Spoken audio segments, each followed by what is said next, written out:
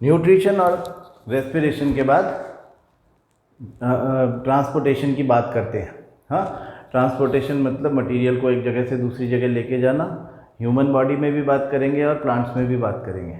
हाँ, एनिमल्स में भी बात होगी और प्लांट्स में भी बात होगी। तो एनिमल्स में जब बात करते हैं तो 10th क्लास में हम स्पेसिफिकली ह्यूमन बॉडी की बात करते हैं। हमारी बॉडी में ट्रांसपोर्टेशन जो है, आपको पता है कि एक कनेक्टिव टिश्यू है जिसको हम ब्लड बोलते हैं, ब्लड के थ्रू होता है। तो basically there are 3 different aspects regarding this जो हमको फोकस करना है। वन इज़ द ऑर्गन जिसको हम हार्ट बोलते हैं। The other thing is the channels through which the blood flows, that is your blood vessels, और tissue, that is our blood। ये 3 बातें अगर हमें पता है तो हमको ये पूरा सेक्शन पता है। अब इनमें क्या पता होना चाहिए कि हार्ट का स्ट्रक्चर, हार्ट का फंक्शन, उसमें ब्लड किस तरह से फ्लो होता है, double circulation of blood through heart, vessels, the types of vessels, उनके बीच में क्या क्या डिफरेंसेस हैं, और उन वेसल्स में ब्लड किस तरह से फ्लो होता है, उनमें अगर कुछ एक्सेप्शंस हैं तो उनके बारे में बात करते हैं।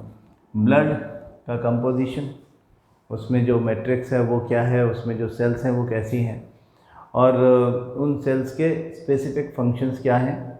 प्लाज्मा उसका मैट्रिक्स है, बाकी जो cells RBC, WBC and platelets हैं, उन सब के फंक्शंस सब मिला दें तो वो ब्लड के फंक्शंस हो जाते हैं। तो हार्ट के बारे में बात होती है तो ये वाला स्ट्रक्चर, ये वाला डायग्राम ज़रूर पता होना चाहिए। और इस डायग्राम में ख़ास तौर पे लेबलिंग ठीक से हमें पता होना चाहिए। बेसिकली हमारा idea about the heart is कि हार्ट जो है वो एक 4 चैम्बर्ड ऑर्गन है, एब्सोल्युटली मस्कुलर। आपने 9th क्लास में देखा ही था कि जो मसल्स होती हैं, मसल्स 3 तरह की होती हैं, उनमें से एक मसल कार्डियक मसल होती है। Anything associated with heart is known as cardiac. तो कार्डियक मसल्स सिर्फ हार्ट बनाती हैं और कंटिन्यूसली वर्क करती हैं, कॉन्ट्रैक्शन एंड रिलैक्सेशन, जिसकी वजह से ब्लड का circulation through out the body होता है। तो जब से हम since the birth till the death लगातार ये काम करता है विदाउट गेटिंग टायर्ड। तो हार्ट का स्ट्रक्चर, देयर आर 4 चैम्बर्स 1 2 3 4। ये जो चैम्बर्स हमको दिखते हैं, ये चैम्बर्स ही एक्चुअली हार्ट के चैम्बर्स कहलाते हैं। 2 राइट साइड में, 2 लेफ्ट साइड में। अब इसका राइट और लेफ्ट जो है वो इस तरह से कि अगर हमारा हार्ट इधर है तो हमारा राइट साइड, ये राइट साइड, और हमारा लेफ्ट, ये लेफ्ट। तो 2 चैम्बर्स राइट में है, 2 चैम्बर्स लेफ्ट में है। जो राइट साइड के चैम्बर्स हैं उनको right atrium and right ventricle respectively बोलते हैं। एट्रिया जो होते हैं दोनों तरफ के, उनका काम है ब्लड को अंदर आने के लिए अलाउ करना। यानी हार्ट में ब्लड एंटर करता है, चाहे वो ऑक्सीजनेटेड ब्लड हो, चाहे डीऑक्सीजनेटेड ब्लड हो। हार्ट में ब्लड हमेशा एट्रियम से ही आता है, और जब हार्ट से बाहर ब्लड जाता है तो वो वेंट्रिकल से ही जाता है। नीचे वाले दोनों वेंट्रिकल्स, ऊपर वाले दोनों एट्रिया। और ये दोनों राइट साइड के, ये दोनों लेफ्ट साइड के। राइट हैंड साइड के एट्रियम में with the help of vena cava, which is the largest vein of the body, Veena कावा से ब्लड आता है। 2 वीना कावा दिख रही हैं हमको राइट हैंड साइड में, एक सुपीरियर, एक इंफीरियर। यहाँ लिखा हुआ है वीना कावा फ्रॉम अपर बॉडी, यहाँ लिखा हुआ है वीना कावा फ्रॉम लोअर बॉडी। तो वीना कावा फ्रॉम अपर बॉडी को हम सुपीरियर वीना कावा, और फ्रॉम लोअर बॉडी जो ब्लड लेके आती है उसको इंफीरियर वीना कावा बोलते हैं। वीना कावा is the largest when of the body, जो बॉडी की सारी वेन्स का ब्लड इकट्ठा करके और वापस हार्ट में डालती है। तो deoxygenated blood collected from the body will be taken into the right atrium with the help of vena cava, और फिर वो आगे चला जाएगा with the help of these valves जिनको हम ट्राइकस्पिड वाल्व बोलते हैं। ट्राइकस्पिड वाल्व्स के थ्रू ये ब्लड यहाँ पे जाएगा। जब यहाँ पे जो एट्रियल कॉन्ट्रैक्शन होगा तब ब्लड पुश होगा और ये वाल्व ओपन होंगे। ये वाल्व का यहाँ पे नाम लिखा हुआ नहीं है, लेकिन आपको पता है ट्राइकस्पिड वाल्व है। यहाँ से ब्लड एंटर करेगा into the right ventricle. Right ventricle में जब वेंट्रिकुलर कॉन्ट्रैक्शन होगा तो ये इस तरफ से ये पल्मनरी आर्टरी है, पल्मनरी वाल्व की को ओपन करके और ये बाहर निकल जाएगा। बाहर निकलेगा तो दो रास्ते हैं, दोनों तरफ के लंग्स के लिए लंग्स में चला जाएगा और लंग्स में जा कर के अब उसका हमने बात की थी कि लंग्स में क्या होता है, एक्सचेंज ऑफ गैसेस होता है। इसके साथ में ये क्योंकि डीऑक्सीजनेटेड ब्लड है, पूरी बॉडी से कार्बन डाइऑक्साइड कलेक्ट करके आया है, इसमें ऑक्सीजन नहीं है, कार्बन डाइऑक्साइड की हाई कंसंट्रेशन है। Carbon dioxide will get released inside the lungs. Lungs में एल्वियोलर सैक्स से, तो यहाँ से जो ब्लड जा रहा है पल्मनरी आर्टरी से, pulmonary artery is the only artery which carries deoxygenated blood. ये ब्लड लेकर के कहाँ जा रहा है, ये जा रहा है लंग्स में। लंग्स में एल्वियोलाई में, एल्वियोलाई में हम ऑलरेडी डिस्कस कर चुके कि dense network of blood capillaries होता है। उस dense network of blood capillaries में जब हाई प्रेशर के साथ में ब्लड बह रहा होता है तो कार्बन डाइऑक्साइड डिफ्यूज़न के थ्रू बाहर निकल जाती है, एल्वियोलर सैक्स में चली जाती है और वहाँ पे भरा हुआ जो ऑक्सीजन है, वहाँ पे ऑक्सीजन भरा हुआ मतलब कि जब इन्हेलेशन हुआ तो इनहेल्ड एयर के थ्रू जो ऑक्सीजन उस एल्वियोलाई में आया है, उन एल्वियोलर सैक्स में आया है, तो वो डिफ्यूज़न के थ्रू अंदर जाता है और हीमोग्लोबिन के साथ में अटैच हो जाता है। यानी ब्लड में हीमोग्लोबिन है। हीमोग्लोबिन कहाँ है, आरबीसी में है। आरबीसी में जो हीमोग्लोबिन है वो ऑक्सीजन के साथ में स्ट्रॉन्ग एफिनिटी रखता है, तो वो उसको होल्ड कर लेता है और ऑक्सीजन को लेकर के हीमोग्लोबिन, जो कि अब ऑक्सी हीमोग्लोबिन कहलाएगा, ये ब्लड अब ऑक्सीजनेटेड ब्लड कहलाएगा, will go back to left hand side of the heart pulmonary veins के थ्रू। पल्मनरी वेन्स के through it will enter into the left atrium. तो अब लेफ्ट एट्रियम में ब्लड जो आया है वो ऑक्सीजनेटेड ब्लड है। This enters through the mitral valve into left ventricle which is the largest chamber and with the thickest walls। यहाँ से जब इस लेफ्ट वेंट्रिकल का सिस्टोल होता है, लेफ्ट वेंट्रिकल का कॉन्ट्रैक्शन होता है, तो यहाँ पर अयोर्टा में होकर के ब्लड हमारी पूरी बॉडी में डिस्ट्रीब्यूट हो जाता है। ठीक है, तो कंटिन्यूसली कॉन्ट्रैक्शन रिलैक्सेशन की प्रोसेस चल रही है। हाँ, हमने वीडियो देखा था, उसमें हम देख रहे थे हार्ट कैसे पंप करता है। लेफ्ट दोनों वेंट्रिकल्स एक साथ कंप्रेस होते हैं और दोनों साइड भरा हुआ, इधर डीऑक्सीजनेटेड इधर ऑक्सीजनेटेड ब्लड वो हार्ट को छोड़ के बाहर निकल जाता है।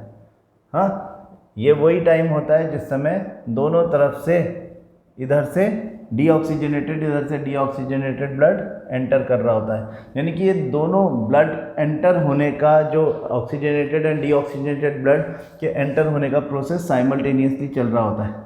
हाँ, और फिर दोनों ऑरिकल्स बैक टू बैक एक साथ साइमल्टेनियसली वो बंद हो जाते हैं, कॉन्ट्रैक्ट हो जाते हैं। उनकी कॉन्ट्रैक्शन से ये वाल्व खुल जाएंगे और ये ब्लड यहाँ पे एंटर, यहाँ पे ऑक्सीजनेटेड, यहाँ पे डीऑक्सीजनेटेड ब्लड एंटर हो जाएगा। जब वेंट्रिकल्स पुश करेंगे अपने आप को, वेंट्रिकल्स में कॉन्ट्रैक्शन होगा, वेंट्रिकुलर सिस्टोल होगा, तो उस समय ये दोनों वाल्व्स बंद हो जाएंगे, ये भी और ये भी, और यहाँ पे ये रास्ता खुल जाएगा, यहाँ पे ये रास्ता खुल जाएगा। ये अयोर्टा में जा रहा है और ये लंग्स में जा रहा है। तो डीऑक्सीजनेटेड ब्लड लंग्स में जाएगा, वहाँ पे प्योरीफिकेशन या ऑक्सीजनेशन ऑफ ब्लड होगा। ऑक्सीजनेटेड ब्लड जो यहाँ पे आ चुका है वो चला जाएगा पूरी बॉडी में डिस्ट्रीब्यूट होने के लिए with the help of arteries and arterioles and further blood capillaries. The oxygen is taken in between the cells, cells के बीच में जो गैप है, इंटरसेल्यूलर स्पेसेस है, वहाँ पर छोड़ दी जाती है और from there it enters into the cells by the diffusion process. तो ऑक्सीजन जैसे ही सेल में जाएगी सीधे माइटोकॉन्ड्रिया में जाएगी। माइटोकॉन्ड्रिया में ऑलरेडी उसका वेट कौन कर रहा है, पाइरूवेट कर रहा है। कल आपने देखा था कि साइटोप्लाज्म में ग्लाइकोलिसिस हुआ तो glucose got converted into pyruvate और pyruvic acid, which is a 3 carbon molecule, and this 3 carbon molecule pyruvate enters into mitochondria. So oxygen enters into the mitochondria, pyruvate is already there in mitochondria and they will react with each other. हाँ, तो जो pyruvate है उसका oxidation हो जाएगा, carbon dioxide. तो हमारा basically क्या है, कार्बन डाइऑक्साइड जो एक वेस्ट है वो बन जाता है, साथ में वाटर बन जाता है। ग्लूकोज का ऑक्सीडेशन कहते हैं हम इसको, लेकिन एक्चुअली ऑक्सीडेशन यानी ऑक्सीजन के साथ में रिएक्शन वो पाइरूवेट का होता है, ग्लूकोज का डायरेक्टली नहीं होता।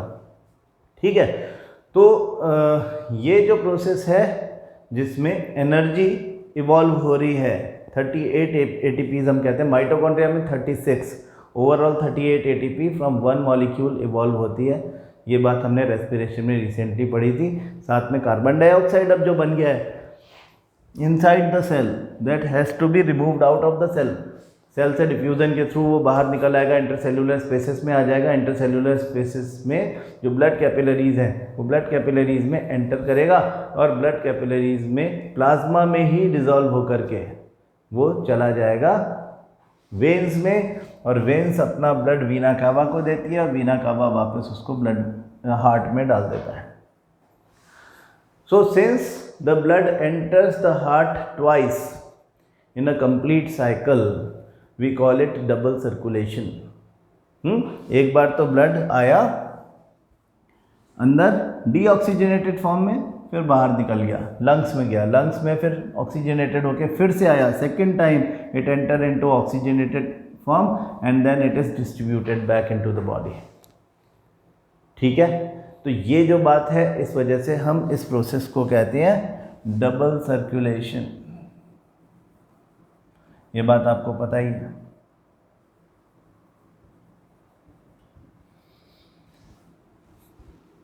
One contraction and one relaxation, one systole plus one diastole makes one heart beat.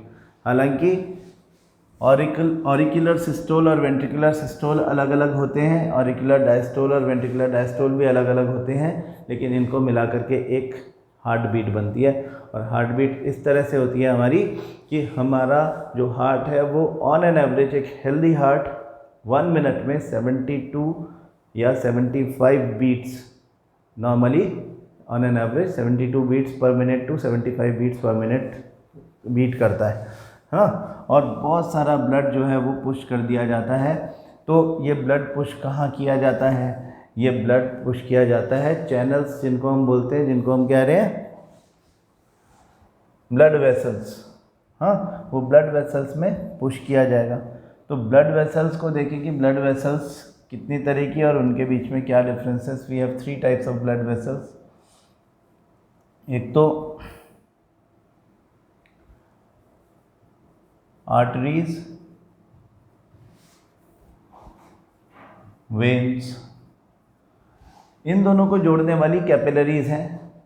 हाँ, वो कैपिलरीज जो है दे कनेक्ट, जहाँ पे आर्टरीज टर्मिनेट होती हैं, आर्टीरियोल्स जहाँ पे टर्मिनेट होते हैं वहाँ पे blood capillaries, and they are very thin और very they are the vessels of very narrow lumen. इनका जो ल्यूमेन होता है, इनका जो डायमीटर होता है वो बहुत ही नैरो होता है। ये नैरो वेसल्स हैं और they are made up of single cell. Blood capillaries की बात कर रहे हैं, they are made up of single cell. उनकी वॉल जो है वो सिंगल सेल से बनी हुई है, सिंगल सेल थिक वॉल्स हैं उनकी। तो उनमें से मटेरियल का बाहर निकल जाना और अंदर आ जाना कंपैरेटिवली ईजी होता है। तो अगर हम देखें कि आर्टरीज और वेन्स में क्या डिफरेंस है, क्योंकि ये बड़ा इंपॉर्टेंट क्वेश्चन है, तो सबसे पहली बात हम कहते हैं कि आर्टरीज कैरी ऑक्सीजनेटेड ब्लड। एक एक्सेप्शन है, पल्मनरी आर्टरी, यानी वो आर्टरी जो डीऑक्सीजनेटेड ब्लड को लेके जाती है लंग्स में, उसको हम पल्मोनरी आर्टरी बोलते हैं। और वेन्स जनरली कैरी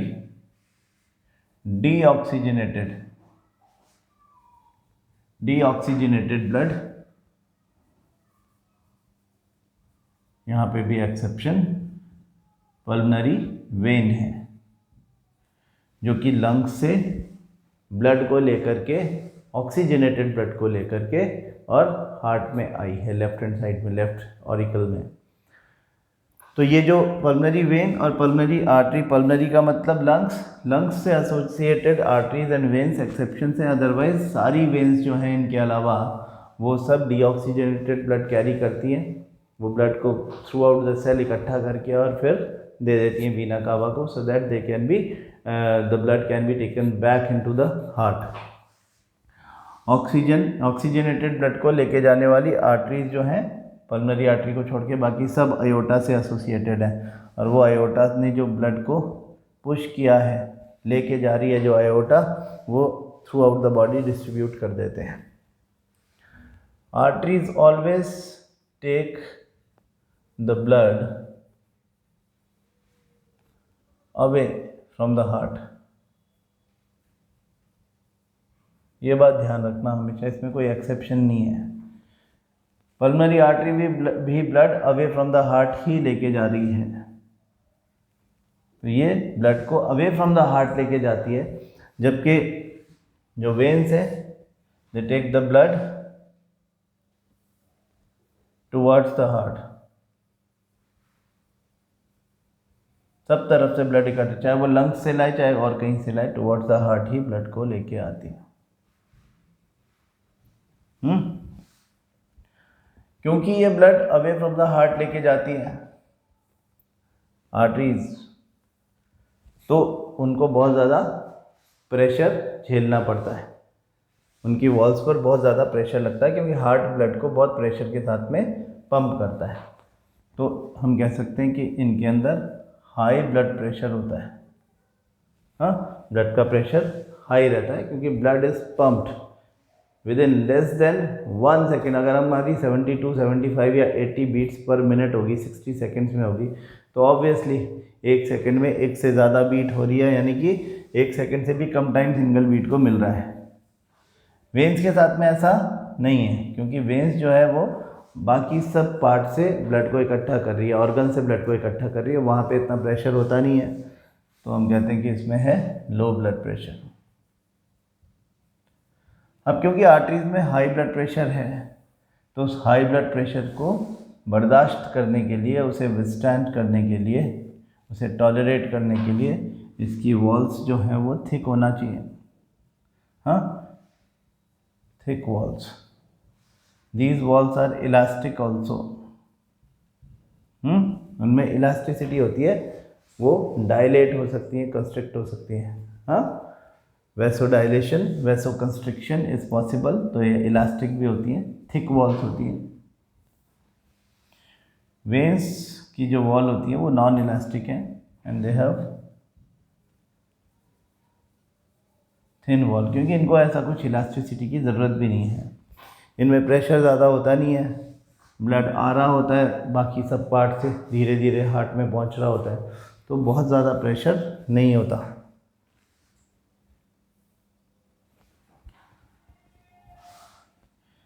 अब क्योंकि यहाँ पर प्रेशर बहुत ज़्यादा है, तो there is no requirement of valves. हम कहते हैं कि वैल्व्स आर एब्सेंट, जबकि यहाँ पर वैल्व्स ज़रूरी है। क्यों ज़रूरी है? क्योंकि ब्लड बहुत लो प्रेशर में बह रहा है अगेंस्ट द ग्रेविटी। जनरली अभी हम खड़े हुए हैं तो हमारे जो फीट हैं उस तरफ से जब ब्लड आएगा तो अगेंस्ट द ग्रेविटी आएगा, तो एक तो ग्रेविटेशनल फोर्स उसको खींच रहा है, दूसरे नीचे कोई हार्ट जैसा ऑर्गन तो है नहीं जो उसको पुश करेगा, तो कोई पंपिंग ऑर्गन भी नहीं है। तो ऐसे में डर लगता है ये कि वेन्स में कहीं वापस ना चला जाए, ब्लड रिवर्स मूव ना करने लग जाए, इसलिए valves are present. Valves ensure unidirectional flow of blood wherever they are, चाहे वो हार्ट में हो चाहे वो वेन्स में हो। हार्ट और वेन्स में ही होते हैं वैल्व्स, आर्टरीज में नहीं होते। आर्टरीज में ज़रूरत ही नहीं होती क्योंकि क्लियर है इतनी बात।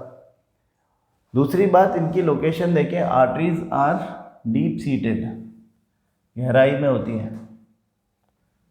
The logic behind it's situating at deep inside the body because they carry oxygenated blood. So if they get any injury, agar during an injury our arteries get damaged, then oxygenated blood will start getting out of the body. यानी वो हमारी body में जो blood loss होने वाला है वो oxygenated blood का ब्लड लॉस होगा, जो कि बड़ा खतरनाक है, क्योंकि फिर आपको वो ऑक्सीजन जो कि सेल्स तक पहुंचनी थी वो नहीं पहुंचेगी, और सेल्स में जाते ही उनको इंस्टेंटेनियसली एनर्जी बनानी थी वो नहीं बनाएगी। तो अगर एनर्जी नहीं बनेगी तो धीरे धीरे हमको वीकनेस आना शुरू हो जाएगी। एक्सेसिव ब्लड लॉस की वजह से डेथ भी हो जाती है, और ख़ास करके जब बहुत डीप वुंड होता है तो उस समय होने वाला जो ब्लड लॉस है वो ज़्यादा खतरनाक होता है, क्योंकि ये ऑक्सीजनेटेड ब्लड का लॉस करवा रहा है। अब अगर आप देखें वेन्स की तरफ, तो वेन्स जो हैं दे आर सुपरफिशियली लोकेटेड, मतलब बॉडी के सरफेस पे सुपरफिशियली लोकेटेड। तो हमें कभी चोट लगती है तो ज़्यादा चांसेस है कि हमारी वेन्स को डैमेज हो, वेन्स कट जाए, लेकिन आर्टरीज जो होती हैं वो डीप इनसाइड प्रोटेक्टेड रहती हैं। ये 6 difference between arteries and veins आपको बिल्कुल अच्छे से क्लियर होने चाहिए। इनमें बहुत सारे क्वेश्चन बनेंगे, अगर एमसीक्यू की बात करें तो बहुत सारे क्वेश्चन बनेंगे। थ्योरी भी होती है तो ये एक इम्पॉर्टेंट क्वेश्चन है ही। जो ब्लड कैपिलरीज है वो सिर्फ एक काम कर रही है कि आर्टरीज और वेन्स को आपस में जोड़ रही है इंटरसेलुलर स्पेसेस में प्रेजेंट होने की वजह से। हाँ, इंटरसेलुलर स्पेसेस है तो इंटरसेलुलर स्पेसेस में प्रेजेंट होने की वजह से एक्सचेंज ऑफ मटेरियल में बॉडी को सपोर्ट कर रही है, सेल्स को सपोर्ट कर रही है। This is how we can show the capillaries and the heart and the complete system. हाँ, schematic representation of transport and exchange of oxygen and carbon dioxide. अब आप देखें कि यहाँ पे कार्बन डाइऑक्साइड जो है उसको ब्लू कलर से दिखाया हुआ है और ऑक्सीजनेटेड ब्लड को रेड कलर से दिखाया हुआ है। तो हार्ट में ब्लड था, अपन यहाँ से बात शुरू करें अगर अपनी कि ब्लड जब लेफ्ट हैंड साइड होता है तो लेफ्ट हैंड साइड पे ऑक्सीजनेटेड ब्लड होता है, उसको लेके अयोटा चली जाती है और अयोटा उसे लेकर के चली गई कहाँ पर, जहाँ पर आगे वो आर्टीरियोल्स में बचने वाली है। हाँ, आर्टरीज एंड आर्टीरियोल्स का नेटवर्क बॉडी ऑर्गन्स में इंटरसेलुलर स्पेस के बीच में ऐसा है। तो इन इंटरसेलुलर स्पेसेस में जो कार्बन डाइऑक्साइड जो ऑक्सीजन वो अपने साथ लेके आया था वो रिलीज़ हो जाएगी, और कार्बन डाइऑक्साइड जो इन सेल्स ने निकाली है वो ब्लड का पार्ट बन जाएगी। अब ब्लड का देखो यहाँ पे कलर बदल गया, ये ब्लूइश हो गया। तो वीना कावा फ्रॉम बॉडी, वीना कावा इसे लेके फिर से हार्ट के राइट हैंड साइड में डाल देती है। यहाँ पे फिर से वही होगा कि ये with the help of tricuspid valve यहाँ पहुँचेगा, फिर with the help of pulmonary artery ये लंग्स में चला जाएगा, लंग्स में उनका ऑक्सीजनेशन होगा। तो डबल सर्कुलेशन में बेसिकली हम देख पा रहे हैं कि जो हमारा कार्डियक साइकिल है, ब्लड का जो साइकिल है, वो एक तो हो रहा है हमारे लंग्स में और एक हो रहा है बाकी ऑर्गन्स के बीच में। हर जगह एक्सचेंज ऑफ गैसेस चलता रहता है अलग अलग तरीके से, कहीं पे ऑक्सीजन रिलीज़ की जाती है, कहीं पे वो ले ली जाती है। और ये तीनों चैनल्स इस तरह से काम करते हैं। ब्लड की जहाँ तक बात करें, ब्लड का कंपोजिशन इम्पॉर्टेंट है एग्जामिनेशन पॉइंट ऑफ व्यू से। तो हम अगर ब्लड के कंपोजिशन की बात करें यानी वो किससे मिलके बना है, हाँ, उसका कंपोजिशन,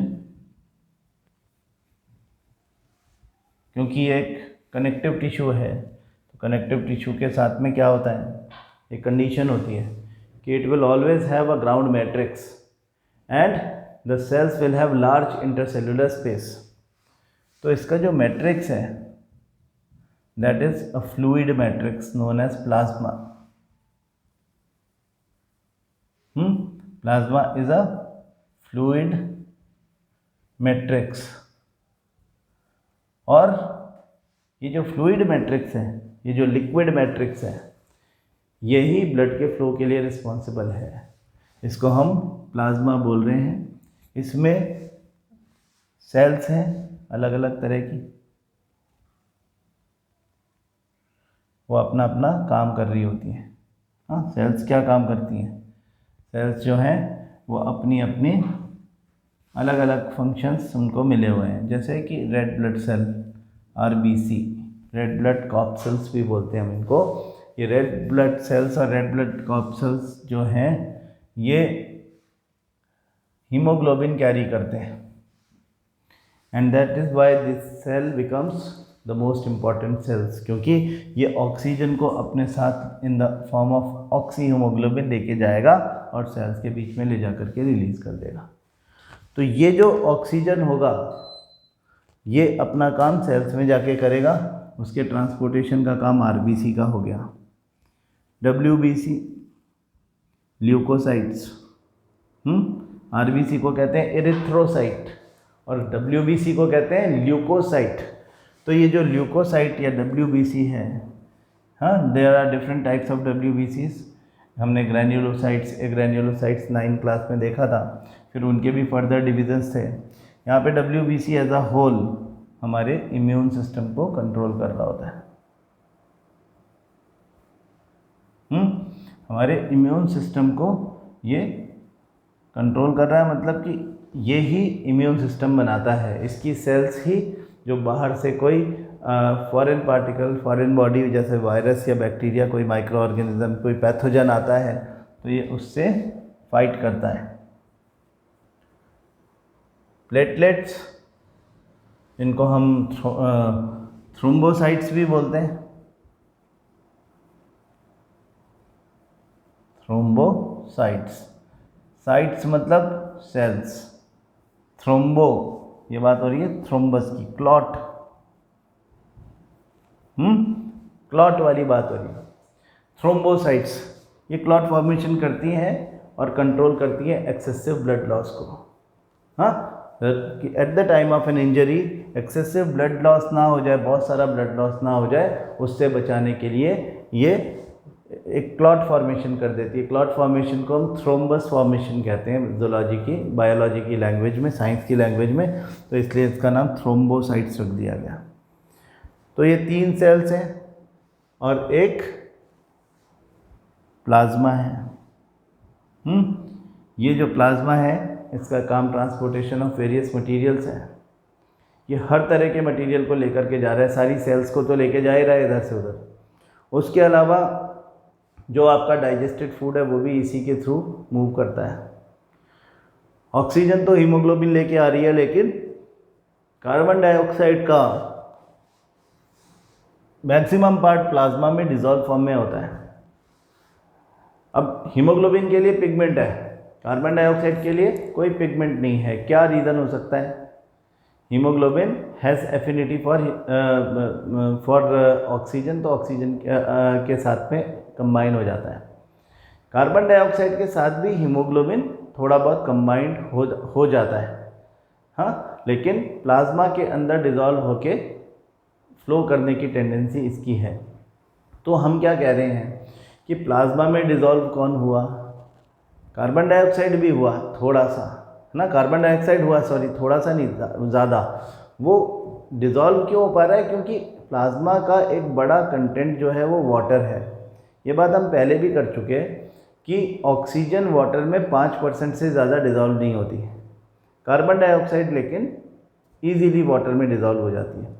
तो वाटर में डिज़ोल्व होना मतलब प्लाज्मा में डिज़ोल्व होना, ऑक्सीजन का प्लाज्मा में डिज़ोल्व होना मुश्किल है, इसलिए हीमोग्लोबिन जैसा एक एक्स्ट्रा पिगमेंट मिलता है। ये रेड कलर जो ब्लड का है ये हीमोग्लोबिन की वजह से ही होता है। तो हर पार्ट का फंक्शन आपको पता होना चाहिए। प्लाज्मा का भी, प्लाज्मा आपका डाइजेस्टेड फूड भी लेके जा रहा है, कार्बन डाइऑक्साइड ऑक्सीजन जैसी चीज़ों का भी मूवमेंट हो रहा है उसके थ्रू, मतलब कार्बन डाइऑक्साइड का स्पेसिफिकली, ऑक्सीजन तो हीमोग्लोबिन या आरबीसी के थ्रू आ रहा है। फिर उसके अलावा जितना सेल्स ने वेस्ट बनाया है मेटाबॉलिक एक्टिविटीज़ में, nitrogenous waste, urea, uric acid की आप कर चुके हो बात, तो वो जो यूरिया और यूरिक एसिड है वो सेल ऑब्वियसली बाहर निकाल देगी। जब सेल की बॉडी से वो बाहर आ जाएगा तो वो ऑब्वियसली टिश्यू फ्लूइड यानी इंटरसेल्यूलर स्पेस में होगा, और जब वो इंटरसेल्यूलर स्पेस में होगा तो it will gradually enter into the blood capillaries, और फिर वो भी सर्कुलेशन का पार्ट बन जाएगा। हार्ट उसको किडनी में भेज देगा, किडनी से उसका एक्सक्रीशन हो जाएगा। ये सारी बातें, हाँ, ये जो सब बातें हम कर रहे हैं इसमें आपको हमारे ब्लड सर्कुलेटरी सिस्टम के हर पार्ट का अलग अलग फंक्शन पता चल गया। हाँ, हर पार्ट का अलग अलग फंक्शन मालूम चल गया। तो क्या हो गया कि देखो, ये जैसे आपने कहा कि डबल सर्कुलेशन में क्या क्या होता है, फिर उसके अलावा थोड़ा सा हम ब्लड प्रेशर के बारे में जानकारी होनी चाहिए कि blood pressure is basically the pressure exerted by the blood at the on the inner walls of the arteries. Arteries की वॉल पे जो प्रेशर लगता है ब्लड का उसी को ब्लड प्रेशर बोलते हैं। ये वेन्स की का कोई जिक्र नहीं होगा यहाँ पे, एक बात क्लियर हो। दूसरी बात ये कि जो मैक्सिमम ब्लड प्रेशर है जो यहाँ पे दिखाया जा रहा है कि 120 mmHg, ये सिस्टोलिक ब्लड प्रेशर है एंड वेंट्रिकुलर सिस्टोल की बात हो रही है। यानी जब वेंट्रिकल्स कॉन्ट्रैक्ट करते हैं, जब वेंट्रिकल्स में कॉन्ट्रैक्शन होती है तो उस समय ब्लड एक तरफ तो जाता है अयोटा में जो कि largest artery of the body है, और दूसरी तरफ जाता है पल्मनरी आर्टरी में और उसके थ्रू लंग्स में चला जाता है। तो हमारी बॉडी में डिफरेंट आर्टरीज में जो ब्लड आ रहा है वो अयोटा के थ्रू आ रहा है। कब आ रहा है? जब हार्ट ने ब्लड को पंप किया इनटू द अयोटा, और अयोटा में ही ऑक्सीजनेटेड ब्लड जो प्रेशर लगा रहा है या आर्टरीज की वॉल्स पे जो प्रेशर लगा रहा है वही ब्लड प्रेशर है। तो मैक्सिमम ब्लड प्रेशर है 120 mmHg, लेकिन जब एक बार सिस्टोल हो जाता है यानी कॉन्ट्रैक्शन हो जाता है तो उसके बाद ऑब्वियसली रिलैक्सेशन होगा जिससे कि हार्ट फिर से ब्लड से भर जाए, और ये रिलैक्सेशन की प्रोसेस जो है इसको हम डायस्टोल बोलते हैं। At the time of diastole जो ब्लड आर्टरीज में बह रहा है, क्योंकि अभी 1 सेकंड भी नहीं हुआ, 1 सेकंड से भी कम टाइम में ये दोबारा पंप कर जाएगा, तो ये जो ब्लड इस समय at the time of diastole जो प्रेशर लगा रहा होगा ब्लड आर्टरीज की इनर वॉल्स पे, उसको हम डायस्टोलिक ब्लड प्रेशर बोलते हैं। ये मिनिमम ब्लड प्रेशर है जो कि एक हेल्दी पर्सन में 80 mmHg होता है, हाँ, जबकि जो सिस्टोलिक है वो 120 mmHg होता है। तो हम उसको 120/80 बोलते हैं। हाँ, लोग आम बोलचाल की भाषा में बोलते हैं कि ऊपर का 120 नीचे का 80 तो नॉर्मल है, नहीं तो फिर हो सकता है कि हमको हाइपरटेंशन हो गया हो। हाइपरटेंशन मतलब हाई ब्लड प्रेशर की बीमारी। तो यहाँ पे ये बात ध्यान रखने की ज़रूरत है कि आपका ब्लड प्रेशर हाई नॉर्मल किसी पर्सन का who is not a patient उसका भी हो सकता है, अगर वो एक्सरसाइज कर रहा है, अगर उसने रनिंग की हुई है या बहुत उसने जिम में मेहनत की हुई है या अदरवाइज़ कोई भी भाग दौड़ का काम उसने किया है जिसमें एनर्जी ज़्यादा चाहिए थी। तो जब सेल्स को एनर्जी ज़्यादा चाहिए तब एनर्जी को प्रोड्यूस करने के लिए ग्लूकोज के अलावा ऑक्सीजन भी ज़्यादा चाहिए। ज़्यादा ऑक्सीजन इंस्टेंटेनियसली लेनी है तो आपकी सांस फूलती है ना। हम कहते हैं कि ब्लड जब ज़्यादा पंप करता है हार्ट तो वो ज़्यादा ब्लड ज़्यादा ऑक्सीजन को लेके जाता है और rate of respiration inside the cells बढ़ जाती है।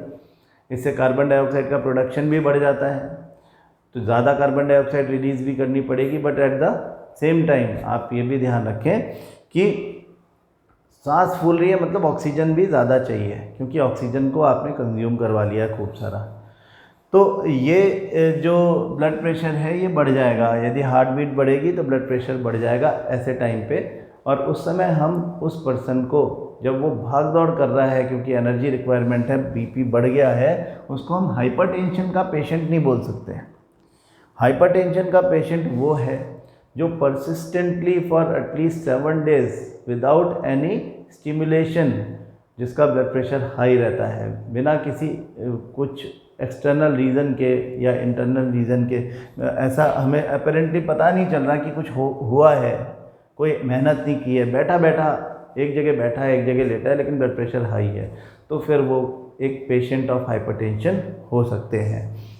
This is the instrument used for measuring blood pressure.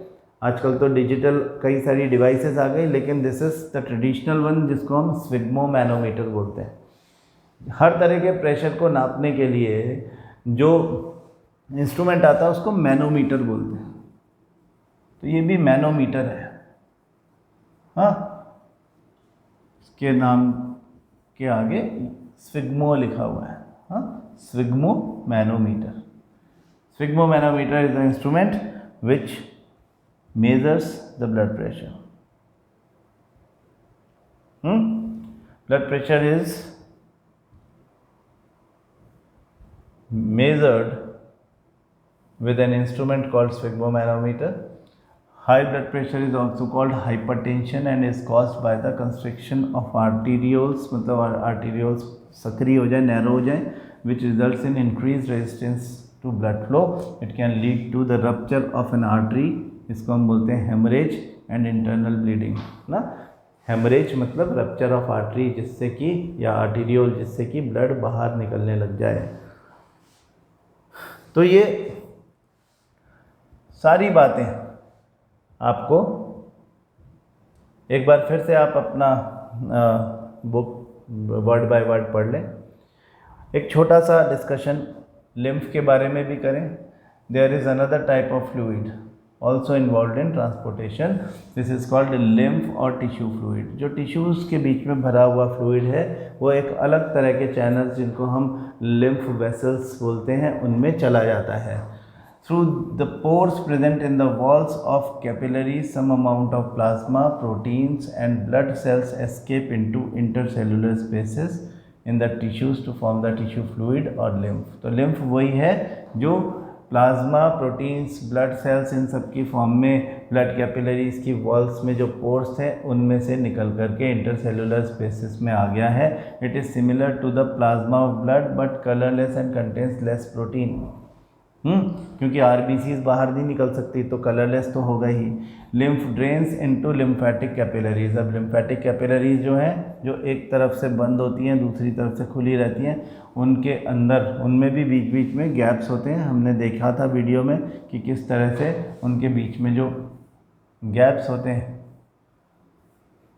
इस तरह का डायग्राम बनाया था। इन गैप्स में से लिम्फेटिक सिस्टम में एंटर कर जाता है। हाँ, तो